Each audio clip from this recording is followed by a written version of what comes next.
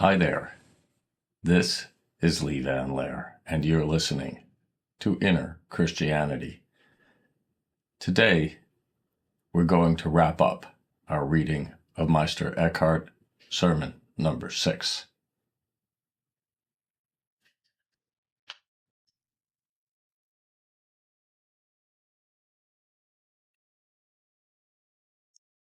Since this word is spoken by the Father, what, then, is Jesus saying in the soul?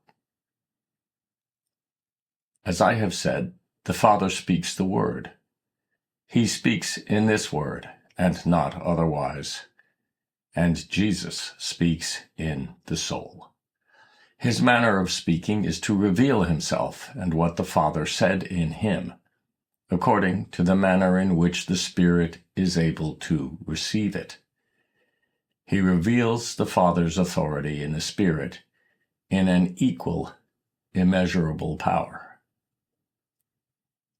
Receiving this power in the Son and through the Son, the Spirit waxes mighty in everything it undertakes, so that it becomes equal and mighty in all virtues and in perfect purity, so that neither joy nor sorrow nor anything God has created in time can destroy that man.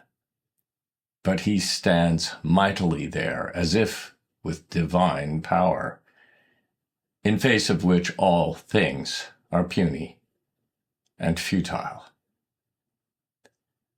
Secondly, Jesus reveals himself in the soul in infinite wisdom, which is himself. In that wisdom, the Father knows himself with all his paternal authority. And that same word, which is wisdom itself, and all that is therein, just as it is one. When this wisdom is united with the soul, all doubt, all error, and all darkness are entirely removed. She is set in a pure, bright light, which is God himself. As the prophet says, Lord, in thy light shall we know the light. Psalm 3, 6-9. Then God is known by God in the soul. With this wisdom she knows herself and all things. And this same wisdom knows her with itself.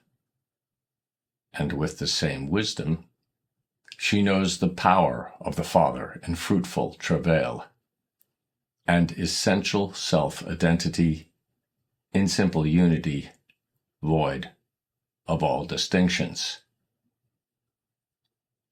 Jesus reveals himself too in infinite sweetness and richness, welling up and overflowing, and pouring in from the power of the Holy Ghost with superabundant richness and sweetness into all receptive hearts.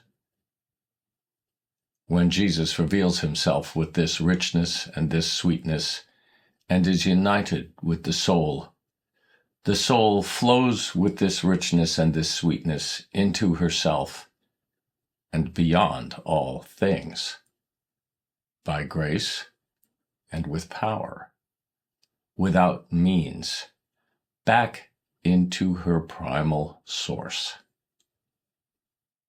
Then the outer man will be obedient to his inner man until death, and will be, at all times, in peace, in the service of God forever.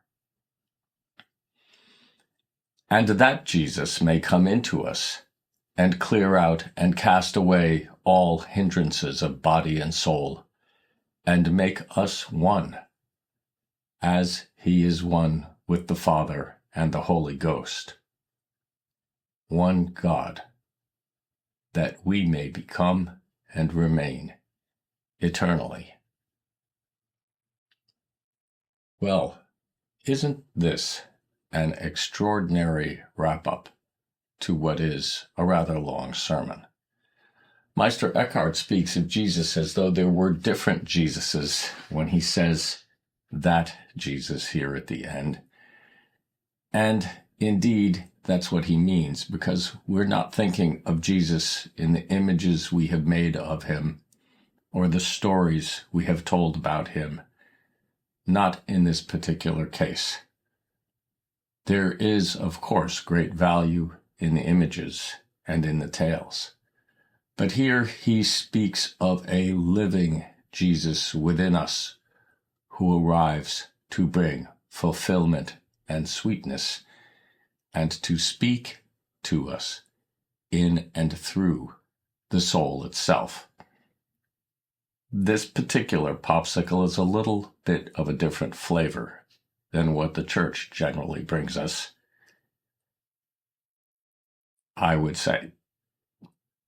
Anyway, there's a great deal to think about in this sermon. There's a great deal to think about in these passages, because the question of the sweetness of God entering us and the unification of our being is essential to our inner understanding of Christianity. There is a great goodness and sweetness and glory at the root of creation. And Meister Eckhart is speaking here of a way for us to become still enough and empty enough to let that great goodness and that glory flow into our being in such a way that we become mighty within the Spirit of God, powerful and obedient. Thanks for listening.